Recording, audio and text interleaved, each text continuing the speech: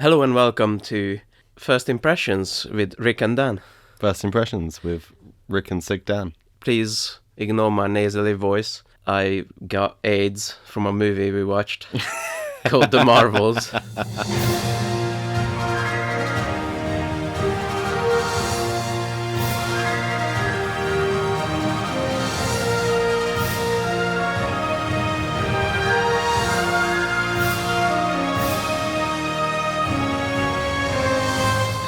This movie was chosen by unpopular demand. Rick dragged me to the cinema. I was crying. I was screaming. I needed my dummy. I did not want to see this film. Rick, why did we see this film? Because we've seen all the Marvel things and we have to continue watching them until we die, as Kevin Feige wants us to. Well, I didn't watch all the Marvel things. In fact, I have a lot of questions now. Yes, I imagine you do. Okay, so Warning, spoilers ahead. I have watched everything. I could not bring myself to watch Secret Invasion. I watched the first episode and it was so dull and so poorly made that I couldn't continue. And it is so far the only thing that I have not watched from the Marvel Cinematic TV empire. I haven't watched Captain Marvel. You haven't watched Captain Marvel, No. but you've seen the sequel now, but you haven't seen the first one. Yeah, I don't care. Okay. Well, I will have detailed questions, but also I just got it anyway, so whatever. It doesn't really matter. I haven't watched Ms. Marvel. No, I trudged through Ms. Marvel. Yeah. It is a TV show that is in no way aimed at my demographic, which is good that they're trying to hit different cultures and they're trying to include. That's very cool of them, but I didn't get a lot of the stuff in it, and it was very much aimed towards teen girls, and that's not me, as you'll be surprised to know. And I watched WandaVision, and that was the worst part when that character showed up.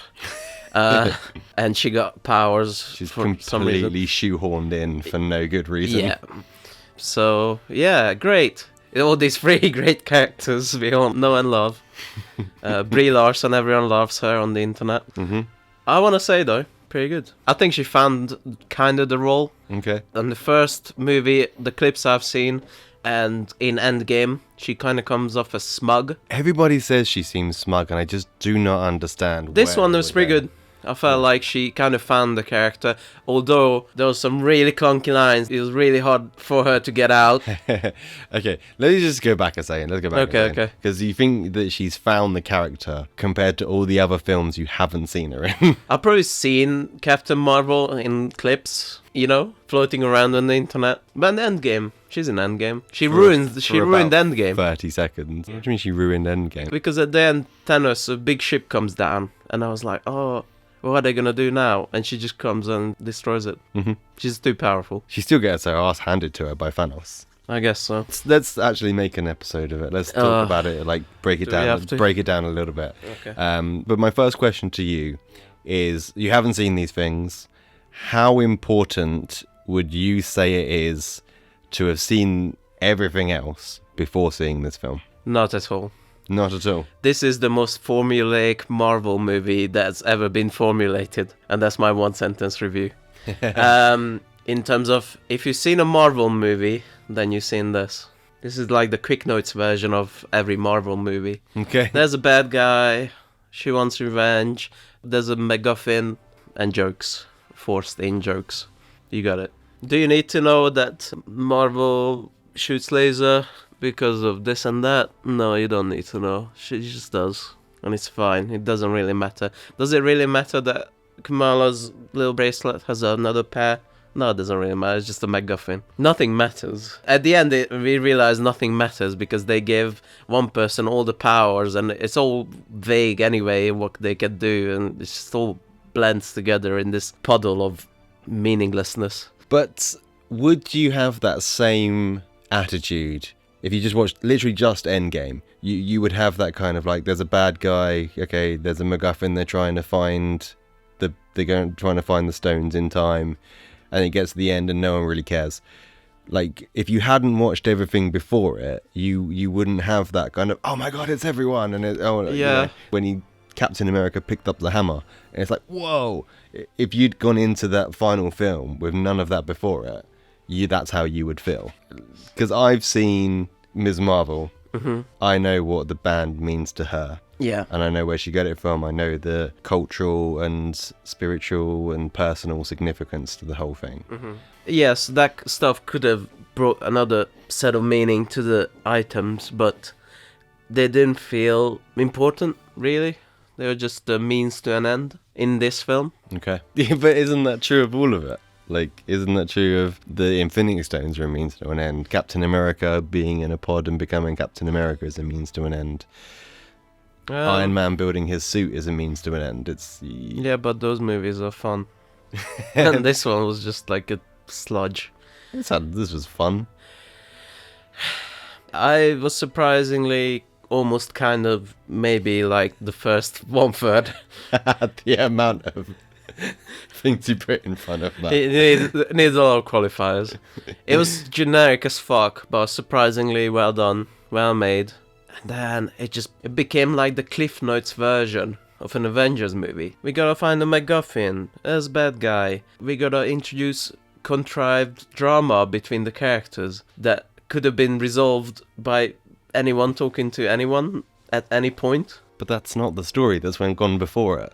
In Captain Marvel, she leaves when Captain Marvel got leaves. that from this. Yeah, but that's the story.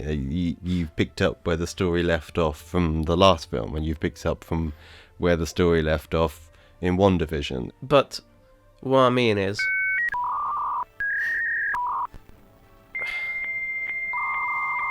Well said. it should have been meaningful in here by bringing them up, but it was just hitting it quickly and then quickly resolving it. Okay, so I've read a few articles about the director wanting to keep this film about an hour and 40 minutes. Yeah, thank fuck for that. Yeah, because a lot of films are too long at the minute and it stops a lot of people going to films at the moment. Yeah. That's why recently Killers of the Flower Moon just bombed so hard. Yeah. People don't want to sit in a cinema for 3 hours and a quarter. I don't even want to do that, and I want to see the film. Yeah. It's a double-edged sword because I appreciate that they trimmed all the fat out, but somehow they made all the drama meaningless. You know? Okay. There's two kinds of dramatic plot points in this, which is one, Carol and Lady Monica Rambeau, First Blood, Part 2. Captain Marvel left when she was a kid, and didn't come back because she was Space Hitler, which was my favorite part of this movie. I was Space Hitler, I was too embarrassed to tell you. But we're family, we have to stick by each other. But I was Space Hitler. Anyway, just a little bit. I'm gonna let that one pass. Okay. I'm not gonna argue with that one. You're incredibly wrong, but I'm gonna let you have it. That's right. It's funny, so it's fine. And then the second plot point is Lady Kree was wronged by Captain Marvel, Space Hitler version.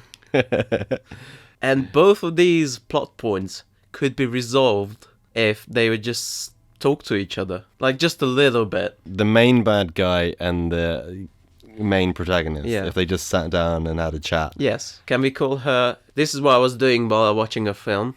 I was workshopping her name. Okay. Right? Because she looks like Emilia Clarke. Right. And she has a hammer. So her name is now Emilia Clarke. Wait, I can't say that.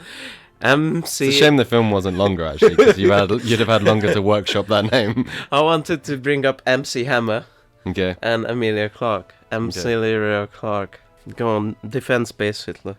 No, I'm going to let you have Space Hitler. Yeah? Yeah, go for it, yeah. But you don't agree with it? I don't agree with it, no. But she describes herself as Space Hitler. She does not describe herself as Space Hitler, even a little bit. She only destroyed one planet.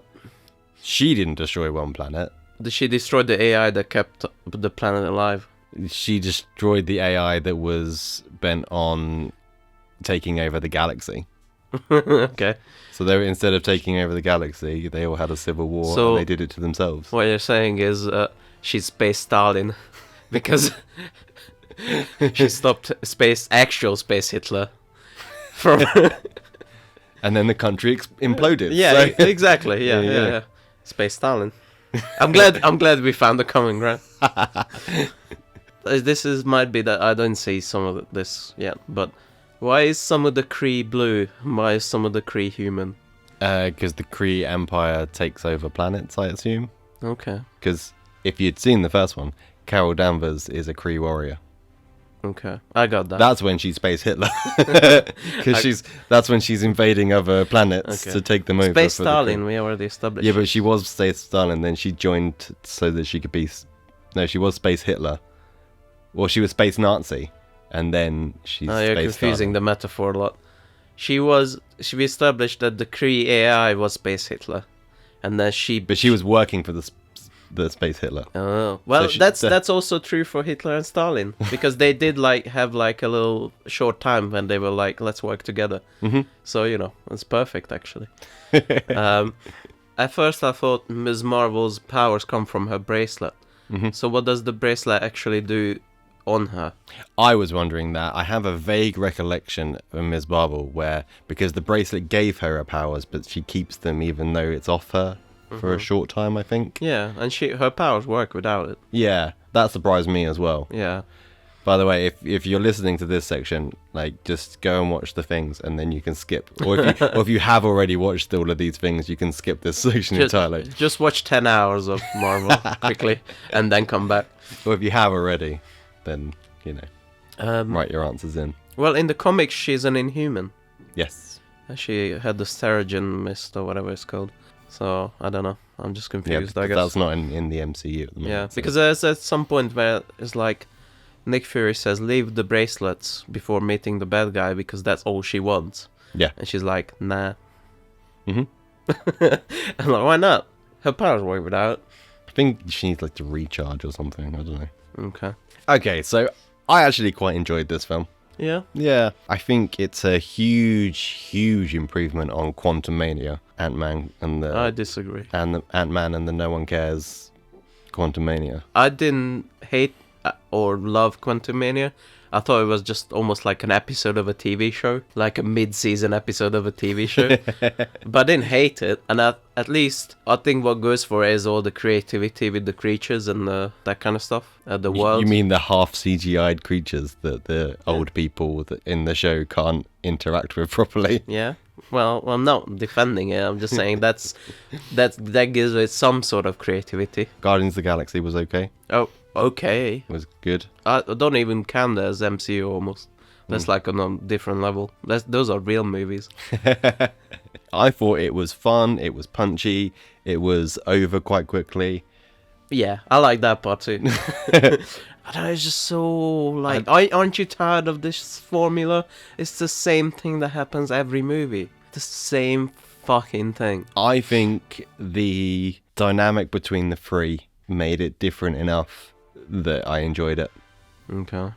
I'm probably giving it way more credit than it's due. It's about girl power. about people like Captain Marvel was being idolized as Captain Marvel, and also being idolized as this Aunt Danvers. And it's about her just being human, and then them getting to know each other and realize that they're all just, people. Are they? Are they not just action figures come to life? Did you love the Disney Princess segment? Which is almost insulting. Insultingly bad and pandering to little girls. I think that was the joke. Or at least that was what they were trying to do with the joke. Well, that's your opinion, but I think that was the joke. It was so bad. That's when it really turned for me. So they just land on this planet and they say everyone sings here. And that's how they speak. At first I thought, oh, that's a interesting, cool idea. But then it turns into this thing where Captain Marvel says, oh, I married this prince on this planet to get him out of a legal problem. She literally sparkles and has a Marvel dance clothes, dance ballroom. Yeah, like a Captain Marvel ballroom gown. Yeah, and they dance and they sing, and I thought, wow, this is insulting. Let's do something for little girls. I think that's the joke. I think you don't hire the director of Candyman and not have that be a joke. It's not a joke I found funny or enjoyed. Yeah. But I think that was the joke. Aren't you tired of the formula of this fucking weekly bad guy, MacGuffin, wants revenge, we gotta band together and we gotta learn to work as a team. No, I think because I like the Marvel film so much, it's like watching it again, but with different characters. You know, the quality is not where it used to be, but I mean, at the moment, I would never, you know, go and watch the original Thor film because I don't need to watch that. I'm watching the Marvels. It's the same thing. I think that's very sad, really, if anything. And I think this is, if you want to get into this conversation, I think this is why mostly Marvel is doing bad, I think, right now. This is why they're scrambling and their numbers are dropping. They're scrambling because they've released too much content. They released too much, but I think secondary to that is that when Iron Man came out in 2008, just think about the world, the superhero world before 2008. It's kind of embarrassing to make a superhero film. Like, all superhero movies, where in the comics it was like Galactus, he was like a purple space guy. In the movie it had to be like a cloud, because they were like embarrassed to show that. And somehow Jon Favreau and Robert Downey Jr. stepped into kind of this formula of kind of doing it right and take it seriously enough in the right places and the funny way in other places. But the problem is, this was 15 years ago, and now it's become a formula. In 2008 till 2019, Endgame, it was very fresh and nice, and it was interesting. Now it is the status quo, and it's become boring to people, I think. I think they're just not diversifying as much as they used to. Iron Man was like an action film, but like as it was. Thor was this like a space drama. Captain America, the second one at least, was this like spy intrigue. Even though they kind of followed the same formula, they were different genres of film for the large part. I do actually think like I start to see the problem with like Thor Ragnarok, where they wanted to mash the story of Planet Hulk into it, and that story doesn't work with like this weekly villain. Like, I think that's what they need to get away from, kind of the weekly villains. And in the comics, there's lots and lots of examples what you can do. Like, if you just get rid of a villain, there's X-Men, there's like social issues you can do. There's, oh my god, there's like, you know, morality dramas, you know, lots of things you can do. Just get away from this. Don't try to squeeze in jokes where it's inappropriate all the time. And that's it. That's my advice to Kevin Feige, who's listening. I think the race to produce content has created a lack of creativity. They were doing the TV shows in a crazy way, where they didn't have showrunners. Did you know that? No. They didn't have showrunners. Why? Yeah, they just kept pumping. This is what I'm saying. They just kept pumping out shit. Yeah, but like, you need people with a vision. Secret Invasion was almost done by the guy who did Mr. Robot. Okay. That would have been amazing. That guy is a real creator, but they got rid of him, and the show was like, whatever. Yeah. Another problem is, I think, which is the phase 1, 2, 3. That was a Thanos, right? Yep. It felt like it was building to something. Oh god, yeah. Don't even get me started on the current MCU. It's not even like... you haven't even just got bad guy of the week. You've got big bad guy of the week. Yeah. Because you've got people in the multiverse that are coming to get you. You've got the giant thing in the Eternals that no one's mentioned since then that was going to destroy the planet. What is it building to? Yeah. It feels like it should be Kang, but it doesn't feel like it is. No, it is. It doesn't feel like anything. And the Thanos thing was very clear. Yeah. There's the 5 Infinity Stones and Big Purple Man. Yeah, by now you should see a big bad start to emerge, or at least some kind of consistency in who's that's going to be. Yeah. What's the Avengers? Who's leading the Avengers? It should have been an Avengers movie by now, I feel like. The TV shows should be unrelated to the films. They can be affected by the films, but they shouldn't affect the films. You should not have to watch a 10-hour series to understand why Ms. Marvel has 2 bands, or it has 1 band and is looking for the second. Yeah. That's 10 hours of your life you're never going to get back. Yeah. Because it's not a particularly good show. in my opinion. Let's get back to the film. Okay. She was fucking annoying, wasn't she? Who? Ms. Marvel. Ms. Marvel. Every review I've read of this film is like, she's really good. There's two kinds. I didn't like the performance. Okay. This is toned down compared to Ms. Marvel. Yeah. Every single person, like, if you found them annoying in this, times it by 2 and watch it for 10 hours. She was annoying, and in the writing sense, I don't think a fan character as a main character is a really good idea. It's just kind of like if in Incredibles, Syndrome was a main character. Okay. You know, a bit cringy, I guess. Mm-hmm.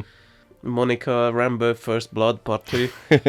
Boring as shit. Yeah. And then Brie the Cheese Larson. I've got names for everyone. Surprisingly, okay, I think she found the character, but they gave her all the clunky dialogue, and she was struggling. It's when they land in the field, the wheat planet. Yeah. They land in this reshoots field. Yeah, that's good. Cheap location. Yeah, it's really exposition-y. It's like, I'm sorry to leave you when you were young, and I didn't come back because I was Space Stalin, and, you know, it's just like, oh, so clunky and bad and awful. I enjoy the dynamic of all three of them. I think it's interesting to put a fan next to their idol and see how that works. If anything, Monica Rambeau was a bit by the side. More of like a buddy movie between them two would have been better. Yeah, she was kind of like the third wheel. Yeah, and that wasn't the idea of the film. The idea of the film is them two are supposed to have this like special bond that's unbroken, and then this person's here. Yeah. What was her name at the end? Did they ever come up They with a didn't. fucking They didn't come up with a name in the end. That's so disappointing because they have this running joke thing where they're like, oh, I'm Ms. Marvel and I'm Captain Marvel. Let's call you Professor Marvel or Nova or something. Come on. What is her name in the comics? I don't think she exists in the comics. I think she does. I think Yeah? she's got a name. Does she? Yeah. I think I've heard it. I'm going to ask the producer. Yeah, so she was in American Comics and Marvel Comics, created by Roger Stern and John Romita. Romita. What kind of comic nerd are you? I don't know John Romita. Photon. Okay. Why don't they say that? Because that's what was the joke. It's just whatever. This whole movie is just whatever. This is what I was afraid of. This is why this movie gave me AIDS. What did you think of her sacrifice? Air quotes. What did I think about her segue into introducing the X-Men into the Marvel Universe? Let's talk about that. Okay. So there's two, isn't there? Is there two bits at the end? Oh yeah, Kamala Khan meets the new Hawkeye. Yes. Girl Hawkeye. Yes, that's what I was getting to before. That's the next Avengers film. Yeah. Young Avengers. Young Avengers, yeah. Yeah, and they kind of spoofed the Nick Fury Yeah. kind of stuff, which was almost funny, but it went on way too long. Yeah, whatever. Why would you go to Hawkeye first? You know? Well, she did say, like, no, sorry, do you know Ant-Man has a daughter? I assume she went there first. She should have gone to the ugly Hulk's child first. At least he's more useful. You go to Hawkeye first, because they're definitely going to say yes. Then you got a bit of a party going, you know? You got two people, more people can be enticed to join. Finally, someone picked me. I enjoyed it. I thought it was finally a teaser that meant something. At least it's building to something. Exactly. So many of these things have been like, there's a sphere in the desert, and you never hear about it ever again. Yeah. 105 hours later. You still haven't heard anything about it, and it's stupid. Yeah. And the next big whoa moment Yep. is the whoa on the CGI beast. Terrible. This has always been CGI, right? No, You look shocked. he's never been CGI. He's always been makeup. I mean, I guess the transformation itself was CGI, but the person was not. It's Nicholas Hoult in makeup, and it was Kelsey Grammer. Kelsey Grammer in makeup. The weirdest casting ever. It is, but I do love that. And what's weird about that casting is they've kept his casting. That was still Kelsey Grammer's voice. Really? It sounded like it to me, yeah. Okay. That was like terrible, featureless beast CGI. Yeah. Ugh. And then it's just confusing, right? So now Monica, the Rambo First Blood, the original First Blood, means her mother is alive in a different universe, and she's an X-Men in the world's ugliest X-Men outfit. So what is that design? Yeah. It looks awful. Doesn't she like take off a robe or something? Or Yeah. flies, and a it has cape this flies like off. it has this musical sting of like, oh. And it's like, what? Awful design. It genuinely looked like someone cosplaying, like a Yeah. bad cosplay of Yeah. a good superhero. Cosplays are way better than that. I would have liked to have seen new X-Men, you know? Just recast them. Start again. You don't need to bring back Kelsey Grammer. Do you think they're gonna wake up Patrick Stewart from his grave to play Professor X again? Well, they have. He was in Well, yeah, I know Multiverse that. of Madness. I know that, but he died now, right? Or something? In one universe, yes. No, I mean in real life. Oh, Patrick Stewart, probably. He's gonna soon. It's about his time. Do you think they'll bring back Ian McKellen? Oh my god. Is he alive now? He is, kind of. He doesn't do movies anymore, he's so old. I'd love them to bring back these old, cranky people. Now that's a good superhero film. Just all these people in an old folks' home. I still enjoyed it. I thought, like I said, it was punchy, it was quick, it was a good time. Title of your sex tape. I had hopes for it in the beginning of some well done sequences, but yeah, it's just the formula. It's so fucking boring now. I can't. Yeah. Bad guy of the week. Jokes shoved in emotional moments was undeserved emotional moments, not built up at all. In this movie, Okay. I don't care. I don't give a shit. The emotional stuff from the MacGuffins and the whatevers. Yeah, it's just a whatever. It's just the ultimate whatever film. I think the moral of that story is if you're going to watch the sequel of a film, watch the first film. And the series. and two of the series. and the 20 hours worth of series. Yeah. It's 22 hours of homework you gotta do. I can't imagine that giving it that much depth. You know? Mm-hmm. Like I can't. Because it just felt so one-dimensional here. And then anything else in this movie? Cats. Oh, God. That also felt like kind of pandering to little girls. Cats? Yeah. Cats that eat people with tentacles coming out of their mouth. Not the end when they're like, oh, kitties, oh, go. When they're like herding cats. That's not. Also, why did they have to be CGI cats? Cats are famously untrainable. They are, but they never do anything specific, kind of. They just fuck around, like all cats. Well, they need to shoo them into a place. You can shoot a cat. No. There's a reason. It's the difficult expression is it says it's like herding cats. Because they just don't do what you want them to do. They've created this whole scenario where they become necessary. Oh, our spaceship's down and all like half of the escape pods won't work. What can we do about it? Yeah. These cats. This is a better point than me saying that drama felt one-dimensional. It felt like this is what needs to happen now. Mm-hmm. And so it happens. And this is what happens now. And this happens. It's just the scenes of that, this movie. Okay. Where are all the Avengers when the sun is getting sucked off? Where are the Avengers anyway? Who's left? That's the problem. I don't know. Where's Spider-Man when you need him? Yes, Web the Sun, Spider-Man. Like you always do. He's an Avenger. He should do something. Yeah, Hulk. Yeah. Just jump into the space. But that's always a problem with these movies. Like, it's solo movies anyway. It's Yeah. like, where's all the fucking Avengers? And you need them to web the sun. Go on, Hawkeye. Solve this one, bitch. Got this cold fusion error. By the way, before you write comments, I know what cold fusion is. I just know that in movies they use that because cold. Yeah, Yeah. and Quantum. Yeah, quantum and cold fusion means cold. It's cold, right? Because it's called cold fusion. I will give this film a 5 out of 10.